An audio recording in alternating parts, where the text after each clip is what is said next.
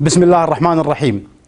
تزامنا مع مرور 50 عام على تطبيق الدستور الكويتي وإنشاء الدولة المدنية الحديثة ودولة المؤسسات، انتقلت الكويت نقلة نوعية من خلال عدم تحصيل منصب رئيس مجلس الوزراء عن المحاسبة السياسية، وبذلك كان لدينا أول رئيس مجلس الوزراء سابق. هناك عدة رسائل يجب أن نوجهها لرئيس مجلس الوزراء القادم.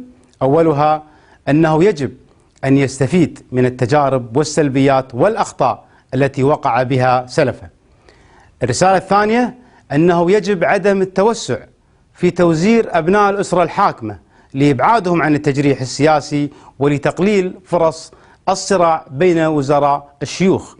الرسالة الثالثة هي الابتعاد عن المحاصصة وتوزير الأكفاء من أبناء هذا الوطن. الرسالة الرابعة هي إعطاء الصلاحيات المطلقة لجميع الوزراء دون تدخل رئيس مجلس الوزراء في عمل وزاراتهم. الرسالة الخامسة هي أنه يجب أن تتم هناك محاسبة داخل مجلس الوزراء قبل أن تكون هناك محاسبة داخل مجلس الأمة. الرسالة الأخيرة وهي الرسالة الأهم هي أنه يجب على رئيس مجلس الوزراء القادم أن يؤمن بالديمقراطية وأن يؤمن بالدستور وأن يتعامل مع مجلس الأمة بالشفافية من خلال حضور الجلسات والقبول بالمساءلة البرلمانية العلنية.